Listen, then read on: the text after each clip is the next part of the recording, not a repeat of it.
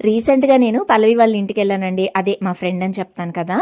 So వాళ్ళ ఇంటికైతే వెళ్ళానండి. వాళ్ళ ఇంట్లో చిన్న కుక్కర్ ఉంటుందండి. ఎంత ముద్దుగా ఉందో. దీన్ని ఎలాగైనా తీసుకొచ్చేయాలన్నమాట మనం ఇంటికైతే ఏదో ఒక రోజు. మొత్తానికి ఇది అమెజాన్లో ఉంటుందండి. అమెజాన్లో ఇది అన్అవైలబుల్గా ఉంది ప్రస్తుతం స్టాక్ అయితే. బట్ ఒకసారి చెక్ చేస్తూ ఉండండి. ఒకసారి వెంటనే రీస్టాక్ అయితే కనుక తీసుకోవచ్చు. ఎందుకంటే చాలామంది ఇంతకుముందు వీడియోలో చూపించినప్పుడు కూడా అడిగారు అనమాట.